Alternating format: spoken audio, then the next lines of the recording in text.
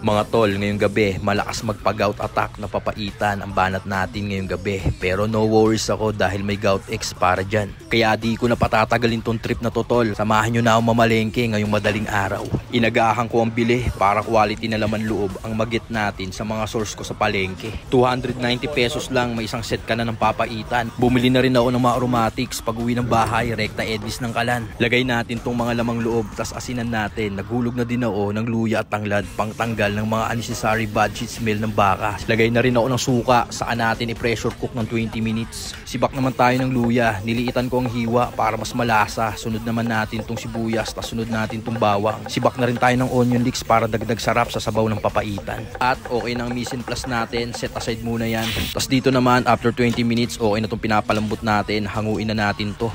Nung lumamig-lamig, sinimulan ko ng hiwain tong tuwalya. Sunod natin tong bituka. Tas tong isaw. Winakwak na din natin tong balat, tas sunod natin tong baga, tas itong lapay at laman ng baka. Tas set aside muna natin yan. Edis muna tayo ng kalan. Pag init ng mantika, pinagsabay ko na yung bawang at sibuyas. Tas sunod natin yung luya. Nung nag-translucent na, lagay na natin tong mga lamang loob, puwera lang sa baga. Tas yan, halu-haluin na natin. Saka ako pinigaan ng 6 na kalamansi. Halo ng konti, saka natin timplahan ng patis, tansyahan lang. Naglagay na rin ako ng sampalok powder, pampaasim niya. Tas halo-halo lang yan mga tol. Pinagmantika natin para kapit na kapit yung mga pampalasang linagay natin. Saka natin ibuhos yung pinagpakuluan ng lamang loob. Nung kulong-kulo na siya, tsaka ko linagay itong abdo na binigay sa akin sa palengke mga tol. Medyo dinamihan ko na para mapait talaga itong papaitan natin. Saka ko linagay itong onion leeks natin para dagdag sarap. Tas huli natin linagay itong baga ng baka para hindi siya madurog. Saka ko linagyan ng maraming siling green para ganap na ganap. Pinakuluan lang natin maigi yan. Tinagyan ko na rin ng siling labuyo para maanghang tong papaitan natin. At syempre, lagay na natin dito sa mangkok para matimusan na to. Malakas magpa-gout attack ang papaitan. Kaya pag nagkaroon kayo ng gout at arthritis, may gout X para dyan. Yon mga tol, ngayong gabi, gumawa ako ng mabisang pampagaut na pulutan. Papaitan. At bisita ko yung kaibigan ko si Clony. Tol, salamat sa paglamag. Salamat din Tito Jake kasi naimbitahan mo ako dito sa mabisang spot mo. Titikman natin yung masarap mong niluto ngayong gabi. Malakas magpa-gout attack ang papaitan. Pag nagkaroon kayo bigla ng gout attack at arthritis, may gout X para dyan mga tol. May putok sa bunganga ako Tito Jake.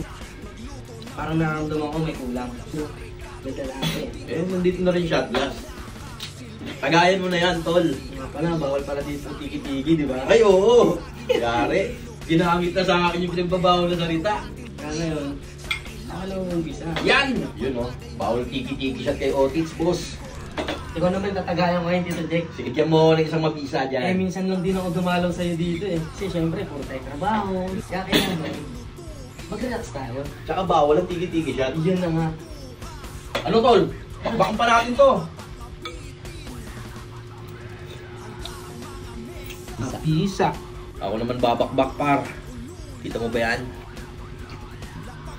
Quality. Paano mga tol? I-enjoy lang namin to. Ganito na lang.